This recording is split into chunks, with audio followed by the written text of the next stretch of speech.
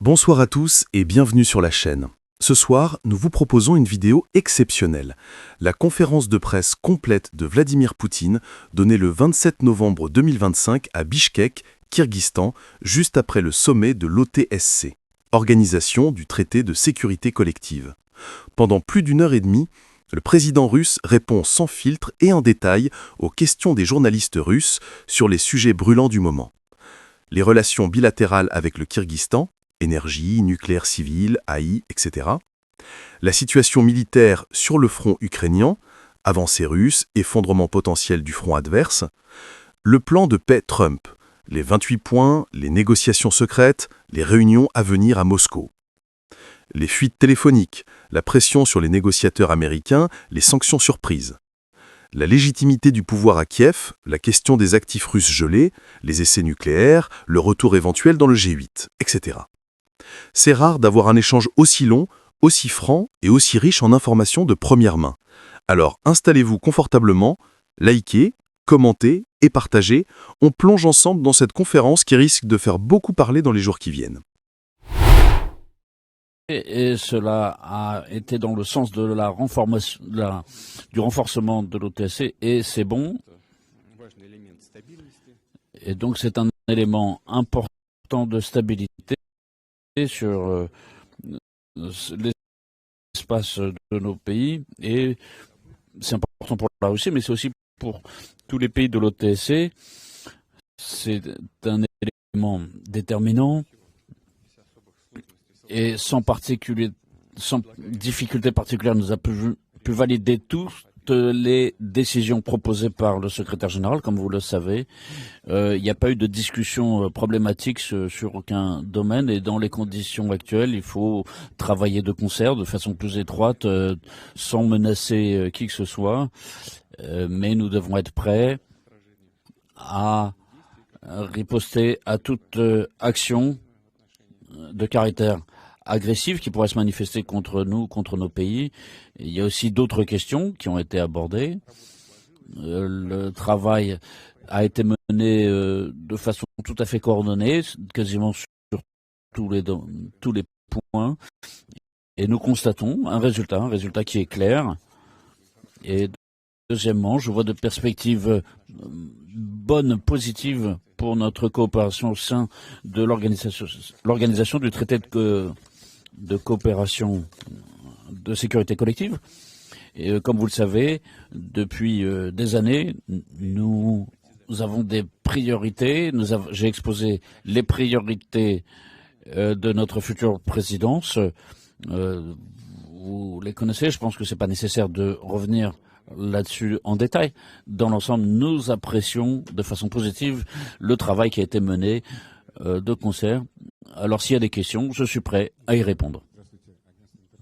Agence Interfax, j'ai une question justement sur les priorités. Donc la Russie va assurer la présidence sous la devise de la sécurité collective dans un monde multipolaire. Est-ce que vous pourriez détailler un peu plus cette optique, comment vous allez assurer cette présidence? Et quand on parle de sécurité collective, Nikol Pachinian, le Premier ministre arménien, a une nouvelle fois refusé de venir ici. Il y a la question des négociations avec les États-Unis. Est-ce que cette absence de l'Arménie peut être une menace pour l'OTSC? Les priorités, je le répète encore une fois, ont été détaillées à la réunion élargie. Il n'y avait rien de caché, c'était public. Ces priorités sont nombreuses. C'est le renforcement de notre coopération, c'est la juxtaposition de nos forces. Il y a une coopération qui en réalité date de l'époque de l'URSS, avec des conditions préférables. Préférentiel pour les pays de l'OTSC qui veulent acheter nos équipements, nos armements. Donc tout est clair dans les conditions de l'opération militaire spéciale. Il y a évidemment une composante qui est nous avons de grandes possibilités, mais nous avons évidemment la nécessité d'abord de satisfaire nos besoins Nous, d'ailleurs, nous satisfaisons complètement nos besoins et je vois que nos capacités industrielles, elles sont là. Nous commençons d'abord par satisfaire nos besoins, mais nous continuons à assurer nos exportations. Ça, il s'agit notamment du matériel aérien, des avions, des hélicoptères, mais il s'agit aussi du fait que nous avons beaucoup travaillé. Je pense, nous avons réalisé une sorte de révolution dans le domaine de la technique des drones et des appareils sans pilote. Et nous sommes prêts à partager avec nos partenaires dans d'autres domaines.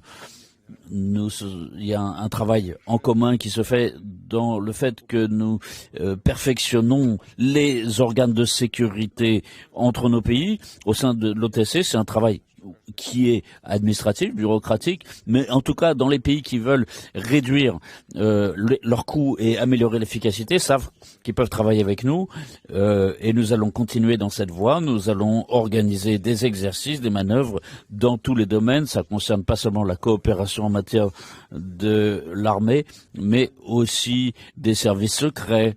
Malheureusement, il y a toujours la menace du trafic de drogue, de la criminalité organisée. Tout cela est au cœur de notre attention.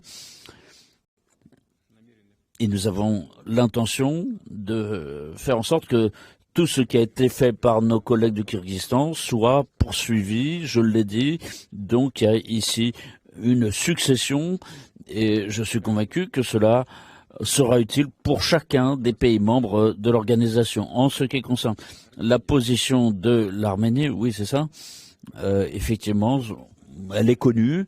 Elle consiste à dire que, comme le disent nos amis, nos collègues arméniens, c'est que nous soutenons toutes les décisions adoptées par l'OTSC. Nous soutenons toutes ces décisions, mais pour l'instant, nous nous abstenons de participation aux réunions de cette organisation. C'est leur choix.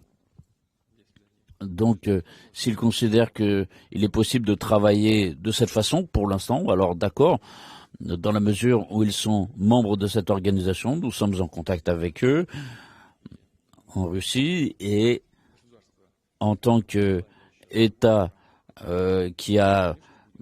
qui prend la tête maintenant de l'organisation, nous sommes en contact permanent avec eux, comme avec les autres membres de l'organisation.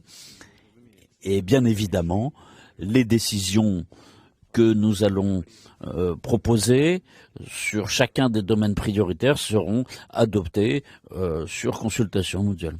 Ensuite, Izvestia, une question sur les relations bilatérales avec le Kyrgyzstan. Nous avons beaucoup de projets, notamment en matière énergétique, ont été lancés. Rosatom a dit être prêt à construire une centrale de petite capacité ici dans ce pays. Y a-t-il des chiffres concrets et quelle perspective voyez-vous dans l'évolution de ces relations? Et il y a un point particulier, c'est que récemment, il y a eu un problème de franchissement de la frontière entre le Kazakhstan et la Russie. Est-ce que ce problème existe ici?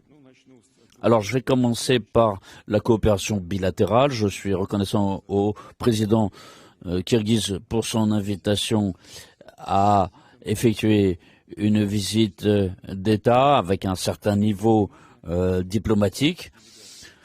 Nos délégations, je tiens à le souligner, nous avons parlé nous avons eu une rencontre avec les représentants de la presse. Évidemment, effectivement, nos relations se développent de façon tout à fait positive. Nos investisseurs sont de plus en plus actifs sur le marché du Kyrgyzstan. Pourquoi cela s'est rendu possible? Je l'ai déjà dit, cela se fait grâce au fait que les autorités actuelles du Kyrgyzstan réussissent à assurer une stabilité politique en interne. Et ça, c'est important pour les investisseurs potentiels parce que tout le monde espère que les obligations prises par le pays qui accueille ces investissements seront satisfaits et que tous les engagements seront respectés. Ça, c'est une question essentielle.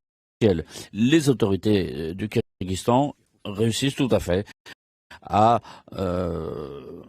avoir des succès dans ce domaine et donc à renforcer la situation et sa stabilité plan intérieur et comme membre de l'organisation de coopération eurasiatique. Et donc, nous avons cette coopération qui dépasse largement le domaine des investissements. Nous travaillons aussi dans le domaine de l'extraction, le secteur de l'extraction, de l'énergie.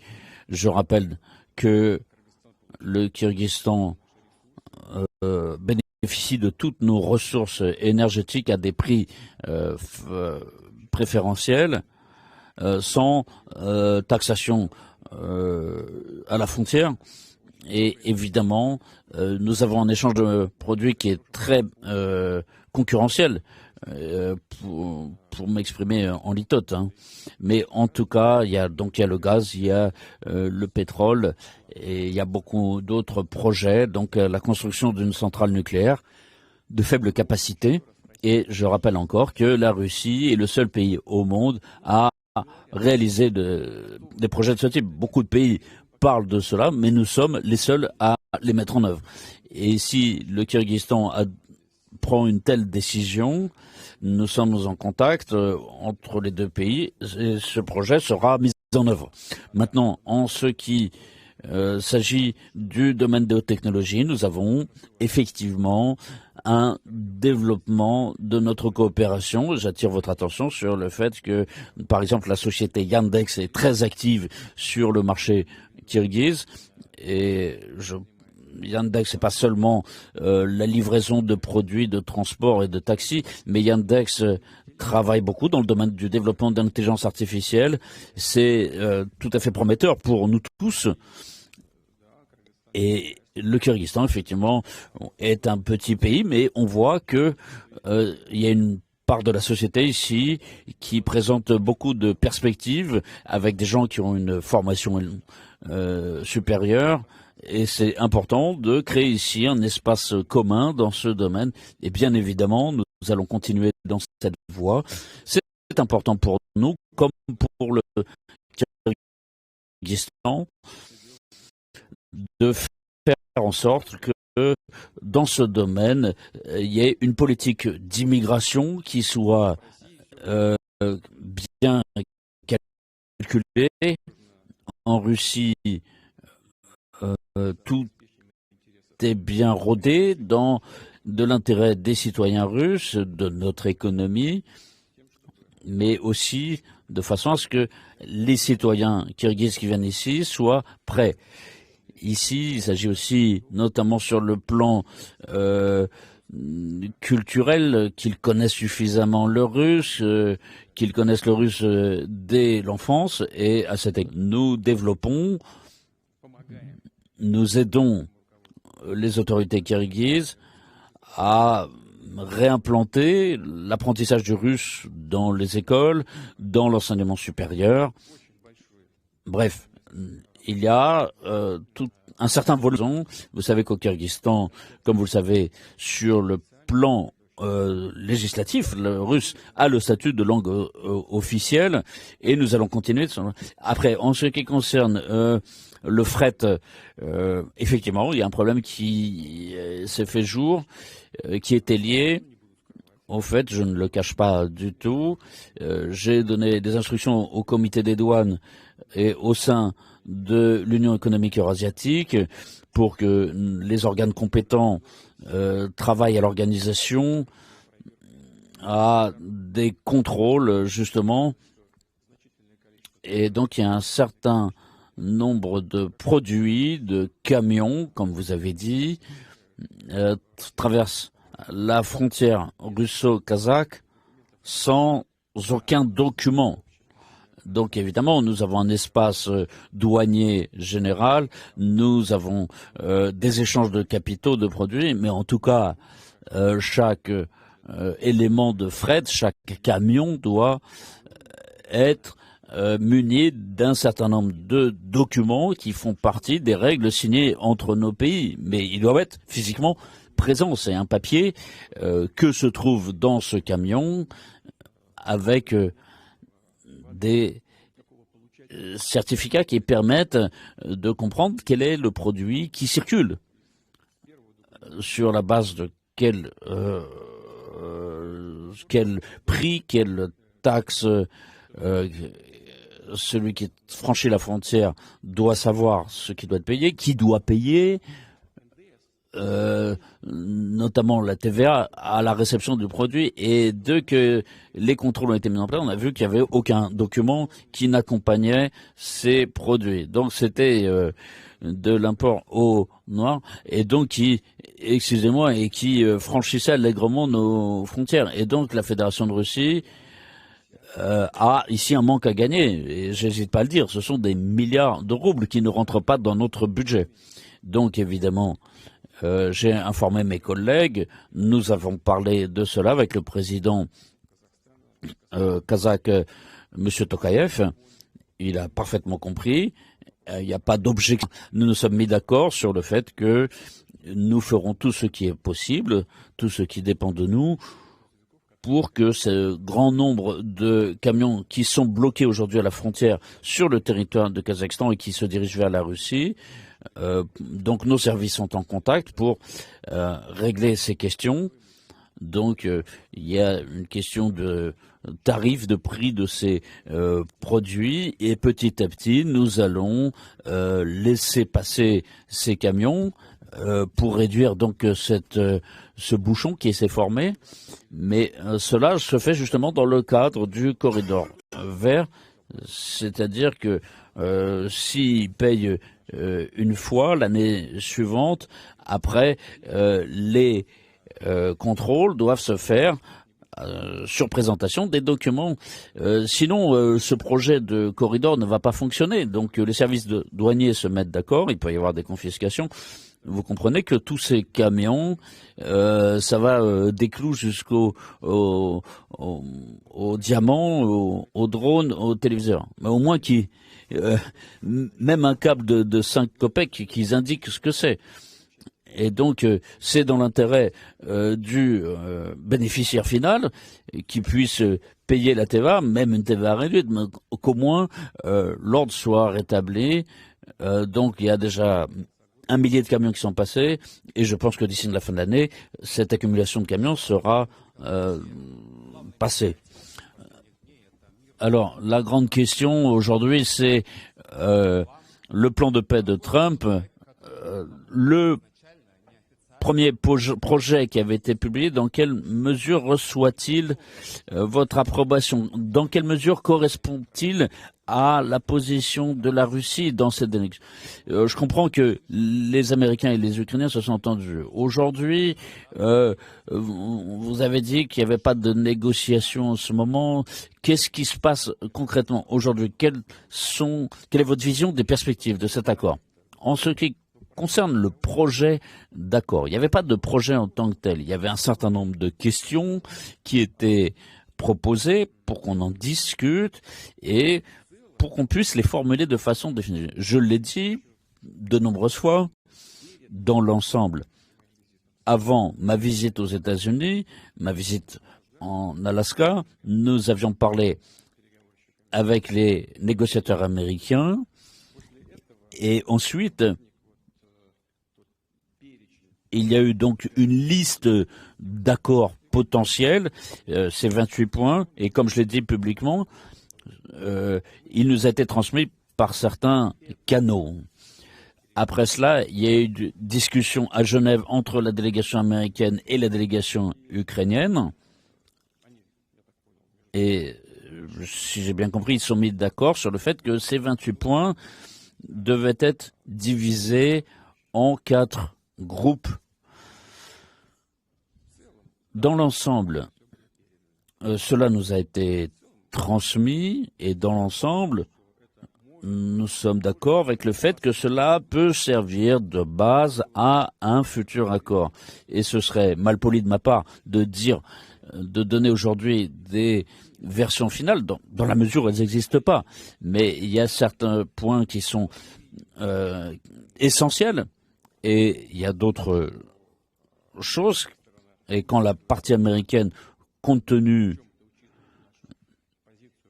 dans la mesure où elle prend en compte, dans une certaine mesure, ce dont nous avons discuté à Alaska et ailleurs, et Donc à partir du moment où elle dit qu'on peut discuter, là, il faut mettre tout ça en langage diplomatique, parce que c'est une chose de dire que la Russie ne veut pas agresser la Russie.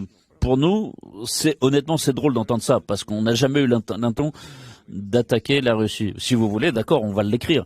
Mais après, là, il n'y a pas de question. Mais il y a des gens qui sont peut-être pas tout à fait sains d'esprit quand ils disent publiquement, ou alors c'est des tricheurs qui disent publiquement, qui disent à leur population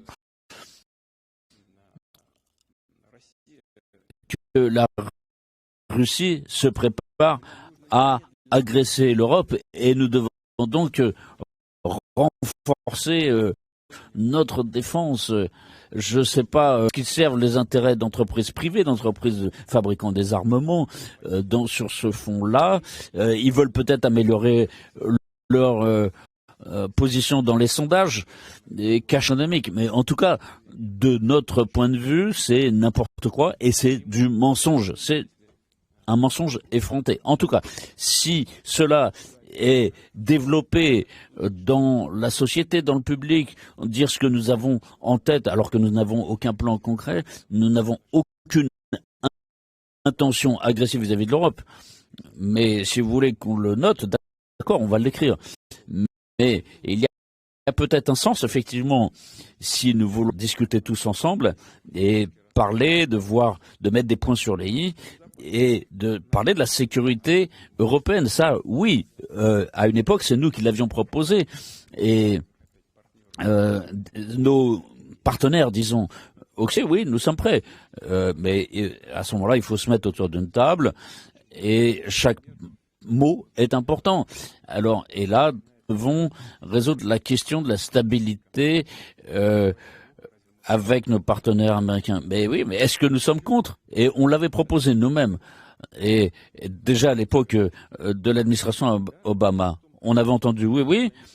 Et un mois avant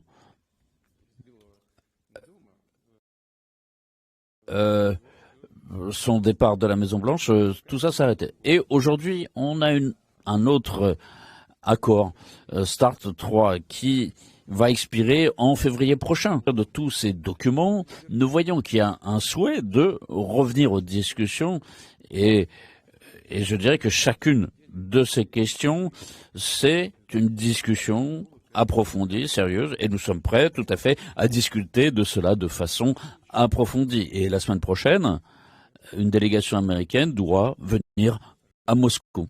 À vous. Mayak, Vesti FM.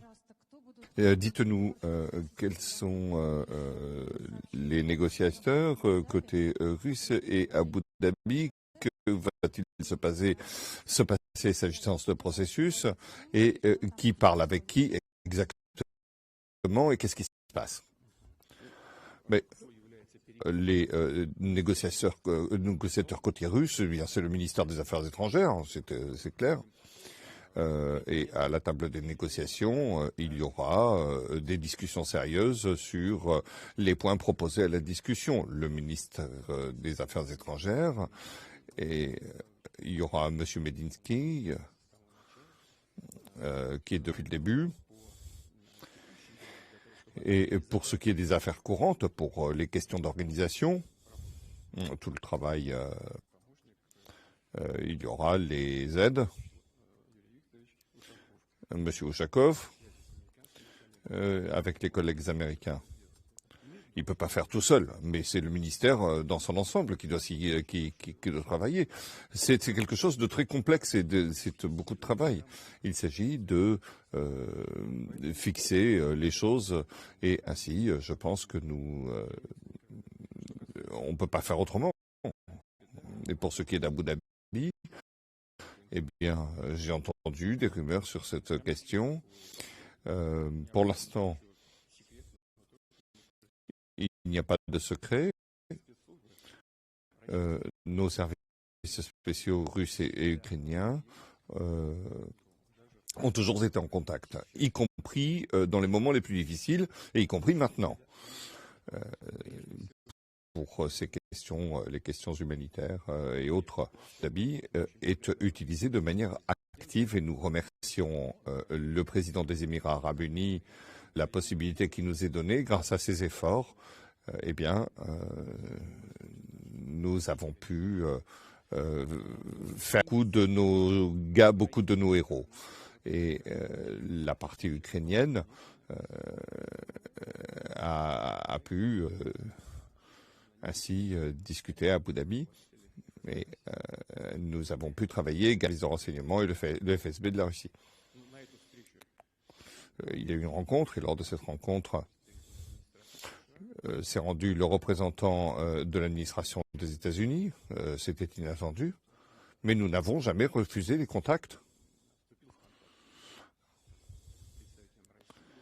Nous avons, les représentants de la Russie ont été en contact et on s'est dit que ce n'était pas la peine d'attendre la semaine prochaine pour poursuivre les contacts. On pouvait déjà continuer cette semaine. Et je ne l'ai su que quand l'avion a atterri à Bichkek. Mais malgré tout, nous sommes prêts à n'importe quel moment à discuter avec tout le monde, et parce que c'est important pour nous, et nous y sommes prêts à n'importe quel moment, que ce soit le jour, la nuit. Il faut revenir jeudi, vendredi, samedi, peu importe. Mais nous sommes mis d'accord, nous verrons ce que l'administration souhaite. Le président Trump a pris une décision en disant qu'il fallait se mettre d'accord avant. Mais il y a eu une rencontre avant, donc les Américains ont fait des propositions.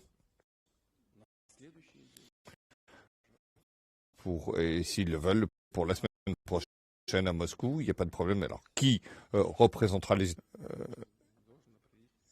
Eh bien, à mon avis, c'est le président des États-Unis qui doit venir. Et nous attendons dans la première partie de la semaine prochaine. Monsieur Kolesnikov, commerçante, Monsieur le Président, est-ce que vous allez discuter des questions du Donbass? Est-ce que cela doit être résolu maintenant et pour toujours? Ou est-ce des moments plus favorables? Et si vous me permettez encore une question, est-ce que vous seriez d'accord de revenir au G7 qui serait le G8 dans le cadre d'un plan de règlement de ce conflit? G7 ou G8, nous n'avons rien demandé.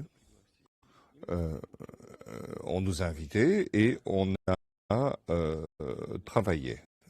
Et cela nous a permis, c'est une plateforme qui a permis d'exprimer. Soyez attentifs au fait que avant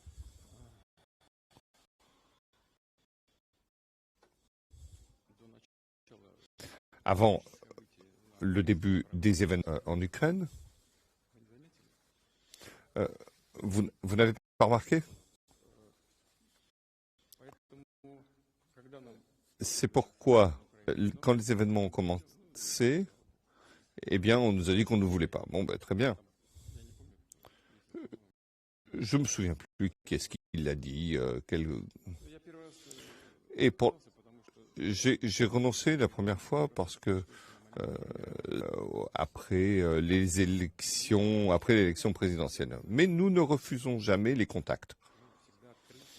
Nous sommes toujours ouverts à la discussion, à la coopération, mais tout ça nous y invite. Il n'y a pas d'invitation officielle. Et deuxièmement,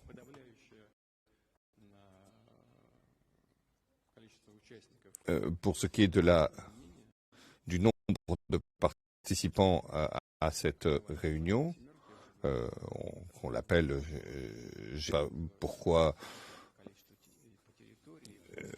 Est-ce que c'est le nombre? Pourquoi cela se base sur le nombre de participants et pas le territoire ou le PIB ou l'importance, etc. Peu importe. Mais Aujourd'hui, je ne me rends pas vraiment compte de comment on peut...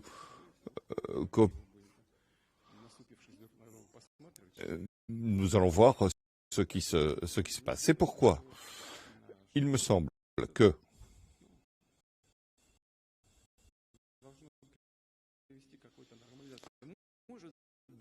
il doit y avoir une normalisation. Et peut-être si nous réalisons les propositions que nous avons reçues dans la liste donc présentée par les Américains, eh bien multilatérale. Et une autre question. Oui, vous comprenez? Je vais vous dire très brièvement. Vous allez comprendre ce dont il s'agit. Jusqu'aujourd'hui, nous recevrons des propositions pour cesser le feu. Et si les Ukrainiens s'en vont, eh bien, il y aura un cessez-le-feu. Si les Ukrainiens ne s'en vont pas, eh bien, il n'y aura pas de cessez-le-feu. C'est tout.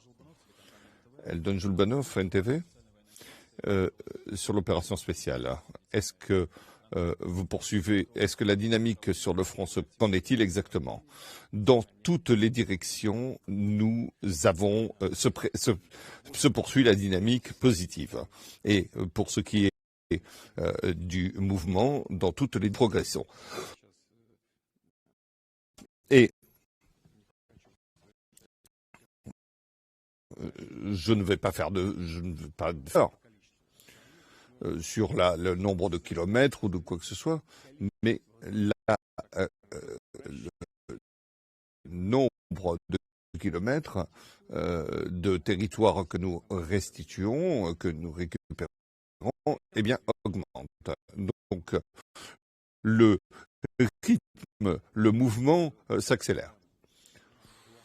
Mais le problème principal pour l'adversaire, c'est que s'accroît la différence entre les pertes et les pertes augmentent sur la ligne de front. On a parlé pour ce qui est de la... Je crois que c'est 16 500 personnes qui viennent d'être mobilisées encore. Et certains sont revenus des hôpitaux, mais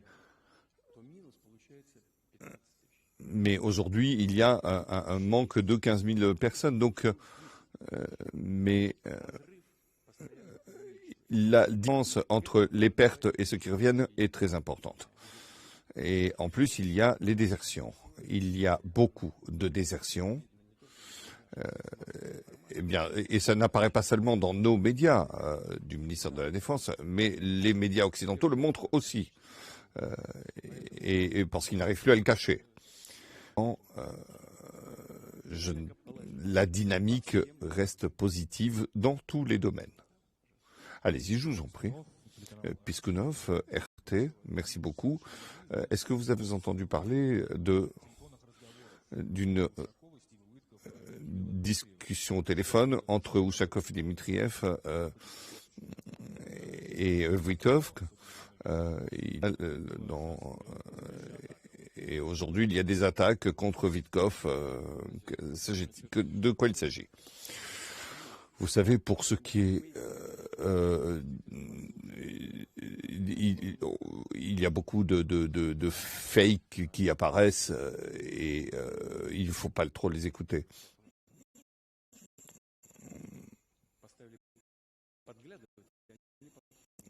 Et quoi faire? Et je vais expliquer ce que je veux dire. Je ne sais pas. Je ne connais pas le fond de ces rumeurs, de ce qui a été dit.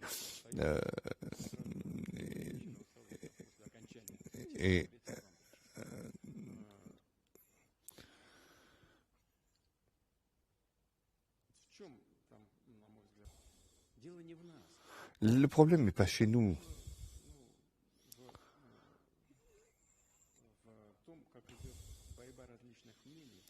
quels sont les... il y a une lutte d'opinion au Occident, chez les Occidentaux. Qu'est-ce qu'il faut faire pour mettre fin à la guerre et au combat? Nous avons rencontré M. Witkoff à Anchorage. Et ensuite, il y a eu, après l'Alaska, dans l'ensemble, je dis bien dans l'ensemble, nous avons compris où nous en sommes et ce qui mettre fin aux actions de combat. Et ensuite, nous nous sommes séparés. Mon collègue, le président Trump, dans nos capitales, et avons consulté avec nos administrations, nos ministères, etc., nos alliés. Et après cela, nous nous sommes mis d'accord. Et cette question n'existe pas. Et c'est ce qui est apparu en Courage. Et après, il y a eu des sanctions contre nos compagnies pétrolières. Mais pourquoi? Qu'est-ce qui se passe? C'est pourquoi accuser M. Witkoff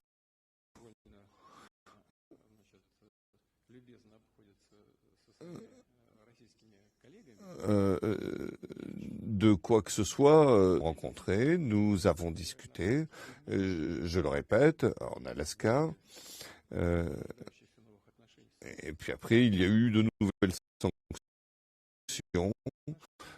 qui, bien entendu, endommagent nos relations, mais en réalité,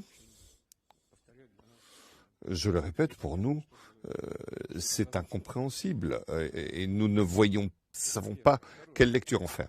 Ensuite, deuxièmement, M. Witkoff est venu pour poursuivre les discussions. Ce serait tout étonnant qu'il n'y ait pas. Et ensuite, il est venu, puis il a essayé de rétablir avec nous des relations pour améliorer sa position. Mais tout ça est absurde. Je ne dis pas que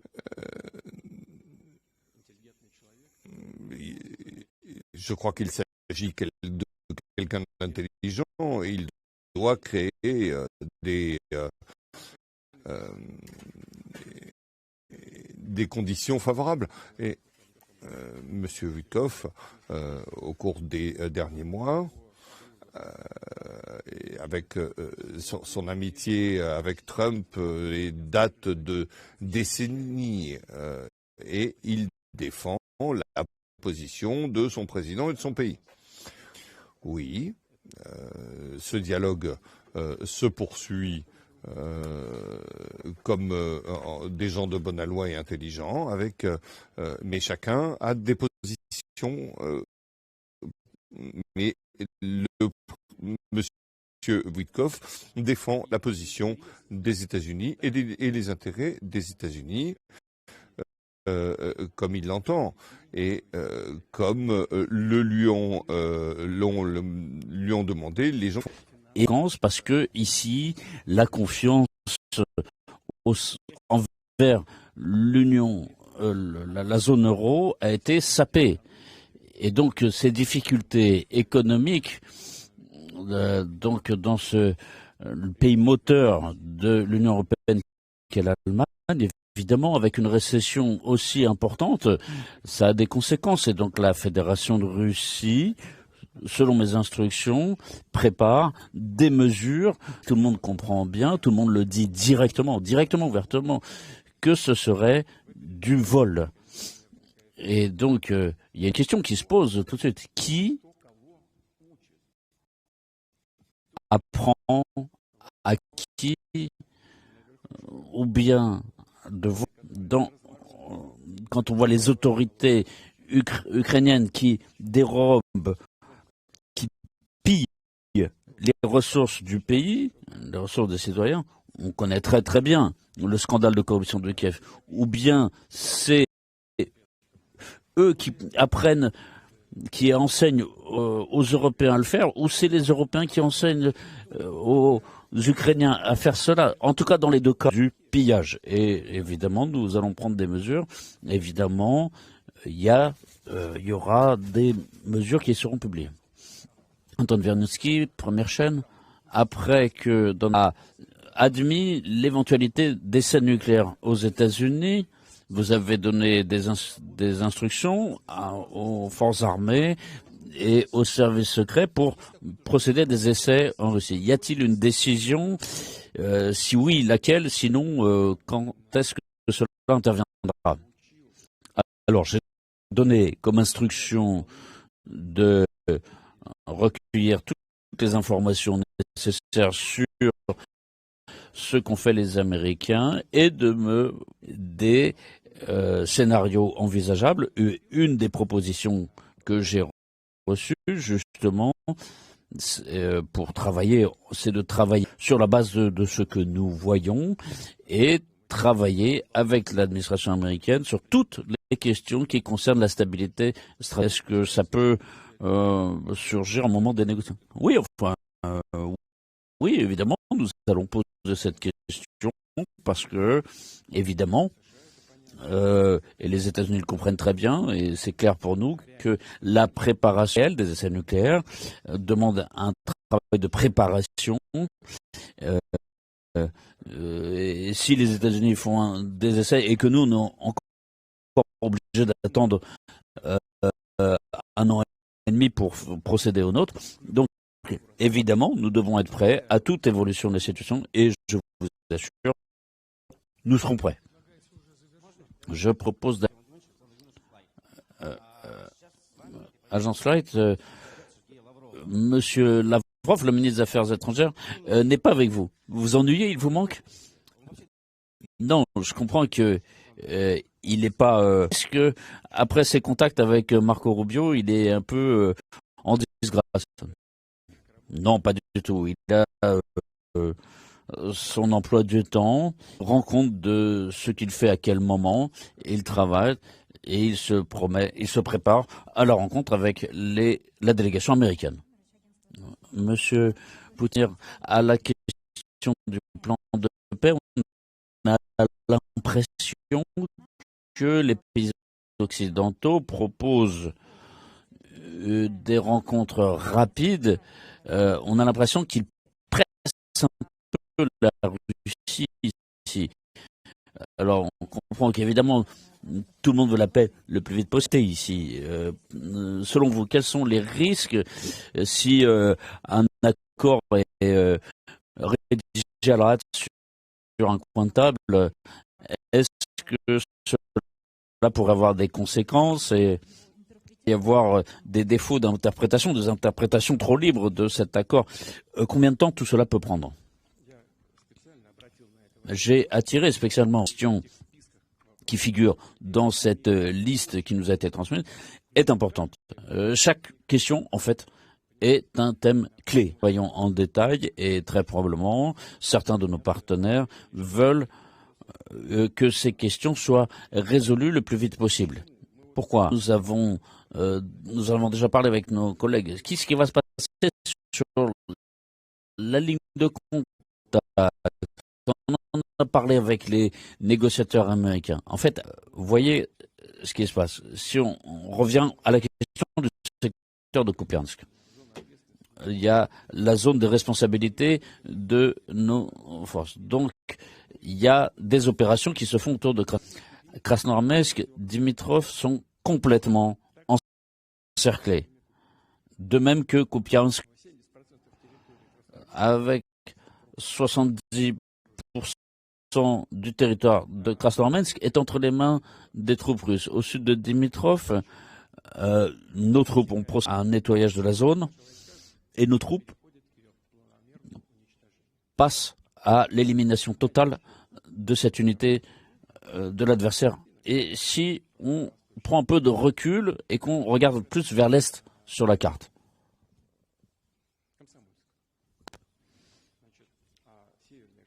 si on voit au nord de Komsomolsk, il y a Kupiansk, Slaviansk, nord, nord-est, Seversk. À Komsomolsk, il y a des combats dans la ville. Et déjà, un grand nombre de bâtiments ont été libérés par nos troupes. Le mouvement continue à avancer. Si on parle de Seversk, dont j'ai parlé, dans le nord-est, nos troupes sont aux abords de la ville. Ils sont arrivés par l'est, par le sud et par le nord. Dans la ville, il y a des combats. Et sur 8000 bâtiments, 1700 sont déjà entre nos mains, dans les villes. Et on s'approche de Seversk, par le nord, par l'est. Ça mène à quoi, ça? Donc c'est une question qui est complexe pour la partie ukrainienne, pour l'armée ukrainienne. Et donc, ça signifie que si on regarde ce qui se sur 8000 bâtiments dans la ville,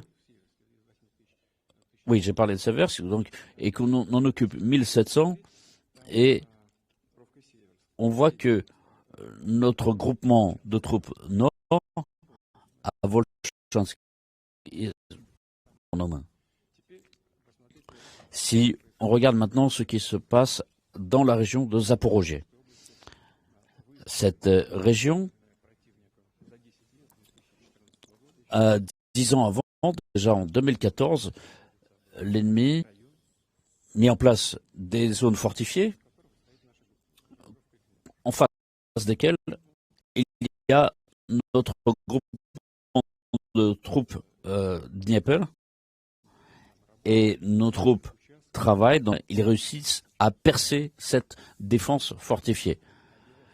La question, c'est pas ça, c'est qu'un autre groupe, le groupement Est, a cassé la défense plus vite, à un rythme plus rapide, dans le nord de la zone, de la région de Zaporozhye, que en direction de, et donc c'est déjà aux abords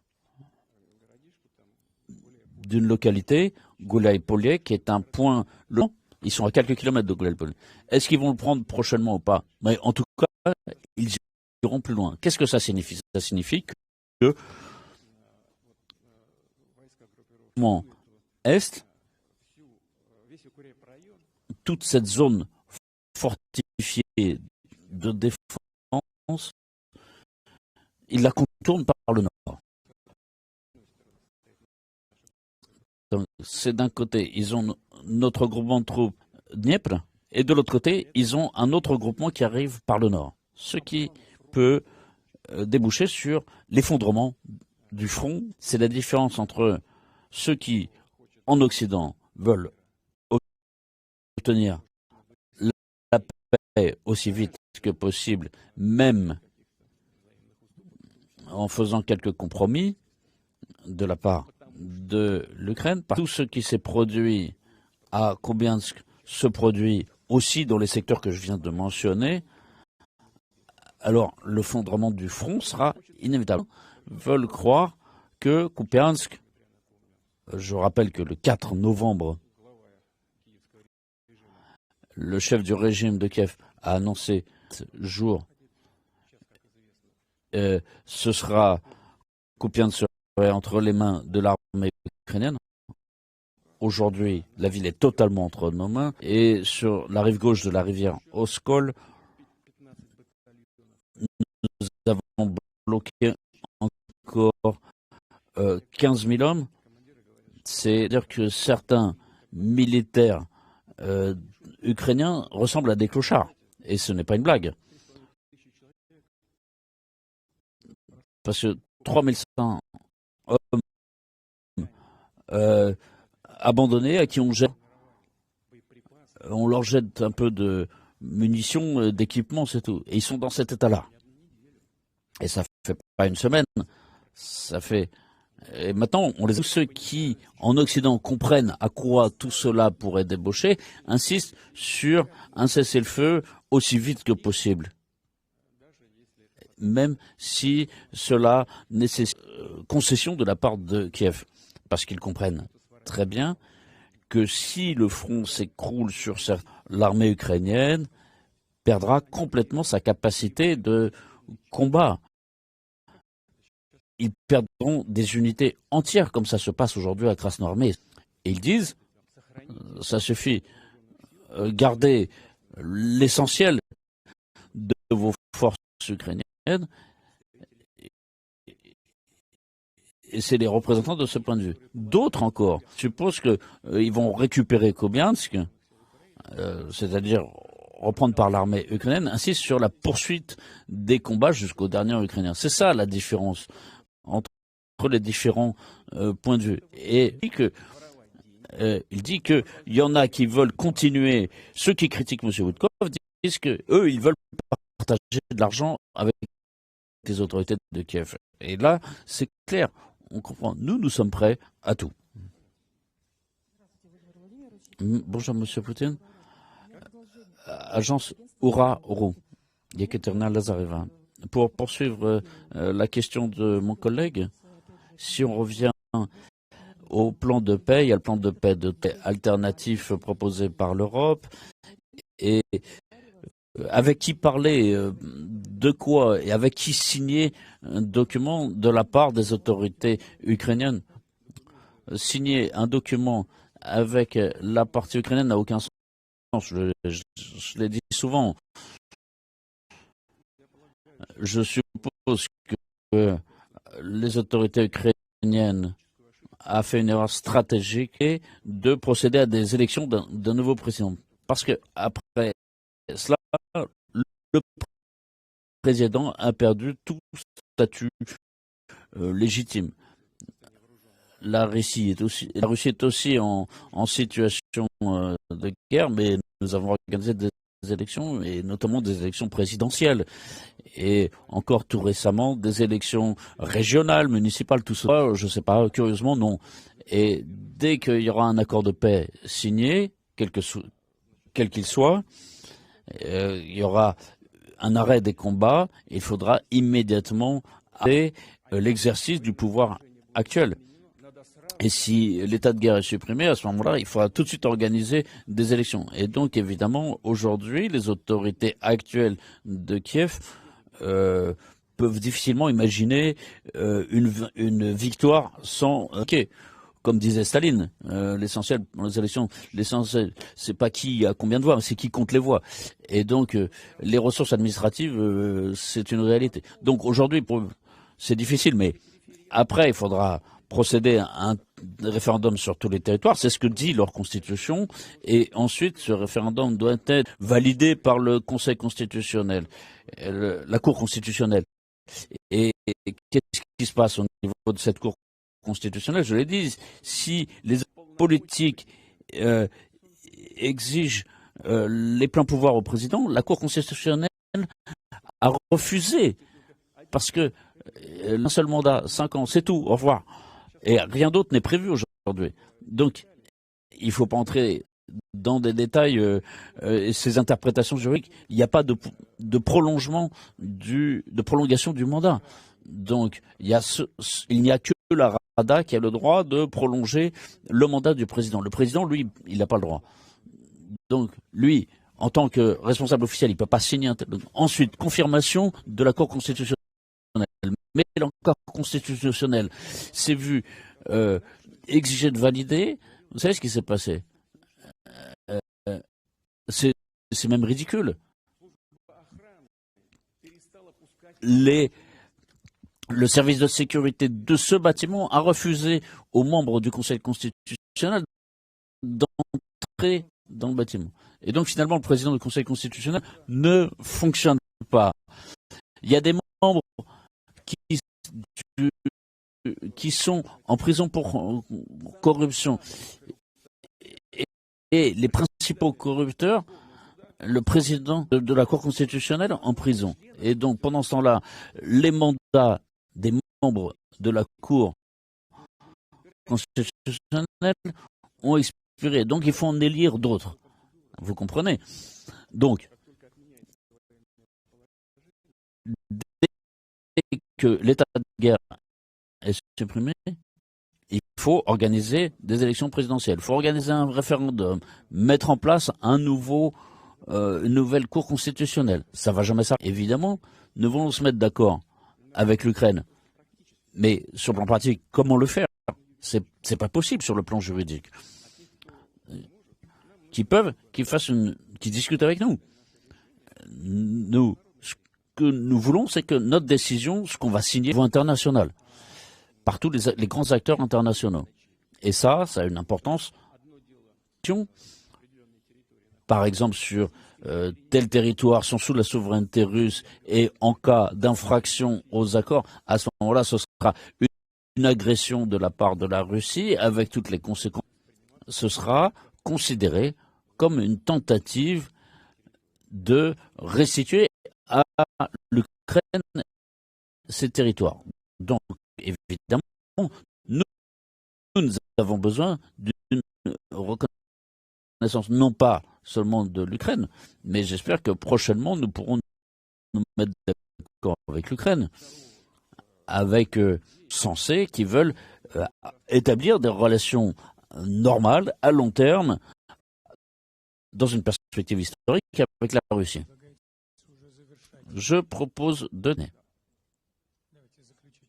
Allez, une dernière question.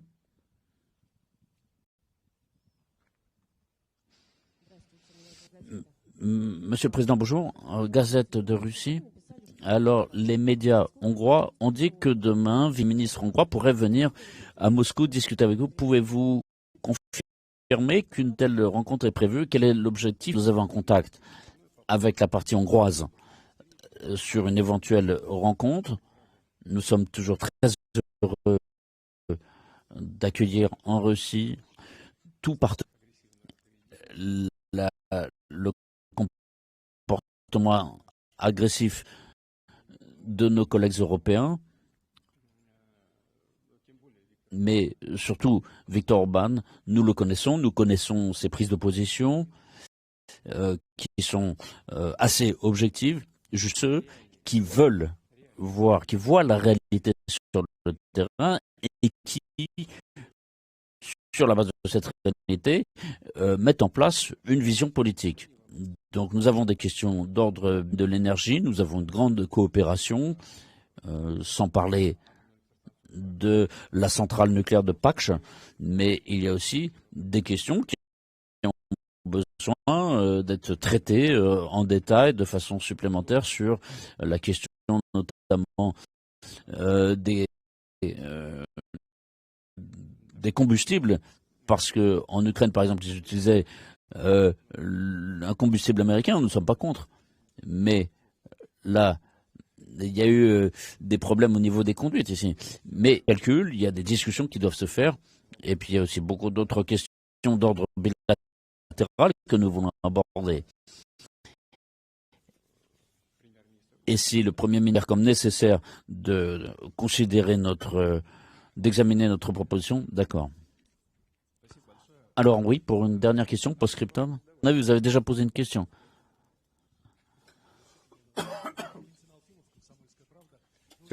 Vous avez déjà répondu à la question, mais d'un point de vue juridique, sur la Crimée et le Donbass, si dans le plan de Trump, il est écrit qu'il reconnaît, c'est juré, mais comment un juriste peut résoudre ce problème?